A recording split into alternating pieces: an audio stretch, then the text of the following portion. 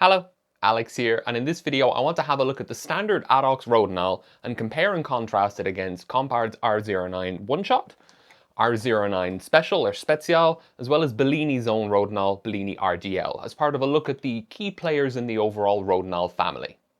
Let's get into it.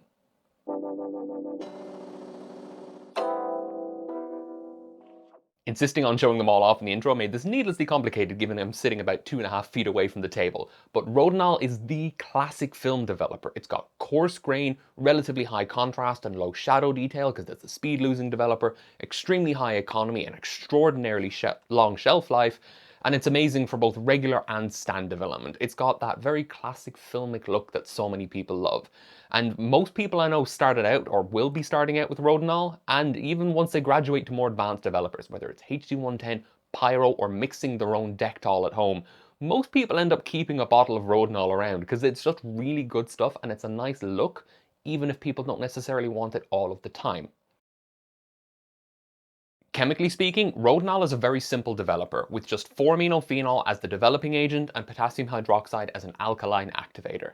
Compard's R09 one-shot is a Rodinal clone, so it should perform just the same, but R09 Special is actually not a Rodinal at all. Despite usually being brought up in these discussions and lumped into the Rodinal family, it has a different formula. It's actually a PQ developer based on hydroquinone and phenidone with the addition of triethylamine and EDTA, so it's much closer to Ilfotec LC29 or maybe like a diet version of HC110 in terms of its formula. I knew that R09 Special wasn't a regular Rodinal, but it turns out Bellini RDL is quite different too. You have the normal amount of 4-aminophenol, but significantly more potassium hydroxide and 20 to 30% potassium metabisulfate. These two will react in solution to generate a large amount of sulfite, which could soften the grain as a silver solvent, and leaves about 2% potassium hydroxide left over as an alkaline activator for the 4-aminophenol. Given these differences, I wanted to look at a few different things in this video. Firstly, how does Rodinal look at 1+25 versus 1+50? This isn't an original test and I'm very far from the first person to do this, probably not even in the first 10,000 people to do it, but I'd feel remiss to do this video about the Rodinal family and not look at the two major dilutions for Rodinal. The second thing is to see if Compard's times for R09 one-shot are really accurate. A lot of their times are broadly the same as standard Rodinal times, but they recommend a few films with much shorter or much longer times, in this case recommending 8 minutes for HP5, the film that I'm using for this test, instead of the standard Rodinal 6 minutes. So I want to see if, at least for HP5, that's an accurate time or you should just rely on the standard Rodinal times instead, as many people recommend. The third thing is to have a look at R09 Special and see how it fares, especially given that it's not actually a Rodinal. Does it give a similar look? Does it behave more like HC110? And how does the standard 1+15 dilution look compared to the non-standard 1+30, the Brendan Special? This is done because R09 Special has quite short dev times, very short dev times with some films, as low as 3 minutes, at least for the recommended time. And that's far too short for a lot of people, especially when you start thinking about larger tanks and evenness of development. So a lot of people recommend using it at 1+30, but for double the recommended time. The fourth thing I want to have a look at is the effect of that sulfite in Bellini RDL on Rodinal. Does it really destroy the filmic look? Does it make the grain too soft and mushy? Does it take away the bite that Rodinal has? What does it do? Why did they include it, basically? It's not like it's necessarily there as an antioxidant preservative because Rodinal has such an extremely long shelf life to begin with anyway. I set up my usual test scene downstairs, and like I said, I chose to use Ilford's HP5 Plus for this video because it's got quite low contrast, so we might be able to see the difference in contrast between the different developers and dilutions a bit more easily, and the grain structure is something that I, and probably you, are quite familiar with. I mean, HP5 and Rodinal is a pretty iconic duo, so it might make identifying the differences a bit easier when the kind of control is something you're a bit more familiar with. I started shooting at EI 400 and bracketed +2 and -2 stops, and then developed each test strip in the recommended dilutions and times for those developers for HP5 at 400. For those who are interested, the finer details about how I went about doing this are on screen now if you want to pause and have a look in terms of equipment, development, and scanning.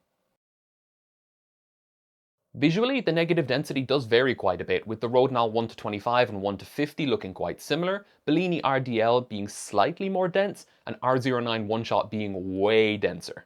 The two R09 specials are a bit denser as well, but not as much as the R09 one-shot. The scans are quite flat, but EI 400 looks good, which is a good sign, and here's what that looks like across the full range of test strips. Comparing the standard rodinal dilutions of 1 to 25 and 1 to 50, 1 to 50 is very slightly brighter in the highlights, so maybe 11 minutes is a bit too long, but even accounting for that and normalizing the exposure, the shadows at 1 to 50 are brighter and more open, which is normal when you're diluting your developer further. Zooming in here, you can clearly see the edge of the color chart a lot more easily at 1 to 50. There's just a lot more detail in the shadows. When you dilute them further, a lot of developers don't just demonstrate lower contrast, but also higher acutance and sharpness and more apparent grain. Things like D76 at 1+1 versus stock would be a good example. Zooming in to like 150%, yeah, 1 to 50 has slightly higher acutance and slightly more pronounced grain, but it's not a massive difference here. The R09 one-shot negs are much denser than the rodinal ones, and that extra 2 minutes equates to a little over a full stop of overdevelopment here, with even the shot at EI 800 being slightly denser and brighter. So I'm not going to be looking at this in any real detail because with such a difference in the degree of development of over a stop, you can't really draw any major conclusions in terms of grain structure and contrast because things are just far too different. Suffice to say, 8 minutes really cooked the HP5 here. For R09 Special, both sets of negatives are denser than the regular rodinal, with the 1 to 15 being a good bit denser, maybe 2/3 of a stop, and the 1 to 30, the Brendan Special, being a little bit denser again at about 3/4 of a stop over the regular rodinal. Normalizing the exposure and looking a bit closer, both dilutions give higher contrast than rodinal, but with better retention of shadow detail, since rodinal is a speed-losing developer, and these PQ developer formulas tend to be full-speed developers, as R09 Special is. R09 Special is quite a bit less grainy than rodinal, particularly in the mids and the highlights, with slightly higher acutance and very slightly clearer fine details like the notches on the whiteboard frame. 1 to 30 is better than the rodinal in the highlights, but it's actually grainier in the shadows, though it does still retain the fine details a little bit better than rodinal does. Comparing rodinal to Bellini RDL, both sets of negatives don't look too different. I mean, the RDL negatives are a little bit denser, but the scans reveal something cool. The RDL images are a little bit denser and brighter, but have significantly lower contrast and much brighter shadows. There's a ton more detail in the darker parts of the image. The deepest blacks are still black, but everything else looks far, far better. The grain structure does look a little bit different, but I can't put into words what the difference is. It's definitely still very rodinal-y with that bit of bite, though it's not overly mushy or overly fine from the sulfite. So that was a pretty quick but pretty fun test to do, and I actually learned a lot doing it, so thank you, Brendan, for the idea. At 1 to 50, rodinal does give very slightly more pronounced grain and acutance than at 1+25, but I think the increase in shadow detail is worth the extended development time, but the recommended time for 1 to 50, at least for HP5, was a little bit long. I don't know if one is necessarily more correct than the other, but they definitely don't match. R09 one-shot, on the other hand, is just a rodinal clone and should be treated as such. Just use the standard rodinal times. Most of them from Compard line up with the standard rodinal times, and I don't see why you would want to deviate with them, or from them, especially given some of the extreme examples like Rolei Ortho 25.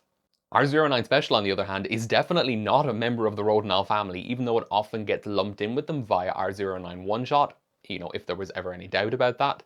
But the overall look is something I quite like. It's much more akin to HC110, but I find it's got a bit more bite than HC110 does.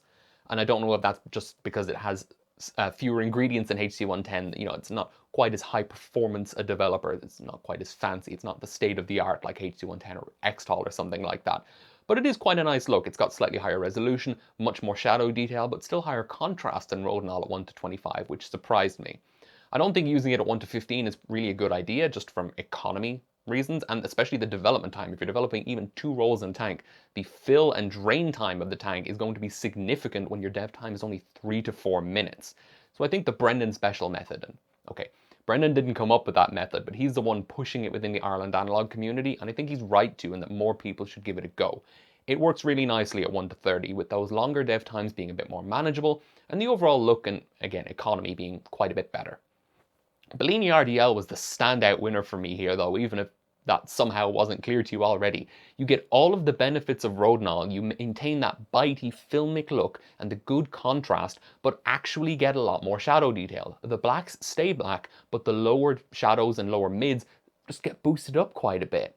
The reason for that isn't super clear, and I do need to read a lot more before I can talk about this with any level of confidence, but from what I gather, adding low levels of sulfite below the critical threshold where it becomes a serious silver solvent, like 100 grams per liter, it's well below that, it's like 40 in the stock solution, and then you dilute that down, so you're talking like 2 or 3 grams per liter, it will give you just a little bit of a speed boost. It nullifies the speed losing effect of rodinal, basically turning it into a full speed or even slightly speed boosting developer, but without compromising the grain and making it look mushy.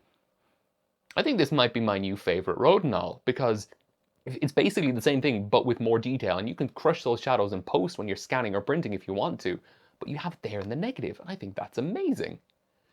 I'm not sure what else really to say here, other than I'm quite surprised at how different the different members of the rodinal family are. Parodinal and other formulas and adenal will have their own slight differences, obviously, but it just shows how much variation there can be with a relatively simple formula, R09 special accepted. And I think adding sulfite to rodinal is something I'm going to be doing probably for the rest of the rodinal that I actually have, just to try and get the most out of it. I might have to play around once I learn the theory a bit more with different concentrations of sulfite and rodinal and see how that goes. Let me know if you're interested in seeing that. But thanks again to Brendan for the inspiration to actually do this video, and thanks for watching. That's all I have to say for this video, so stay safe, and bye bye for now. If you don't already, follow me on Instagram at shaka1277 for new pictures every day. If you liked this video and enjoy what I do on the channel, please consider subscribing or checking out my Patreon, where the tiers start at just €1 per month.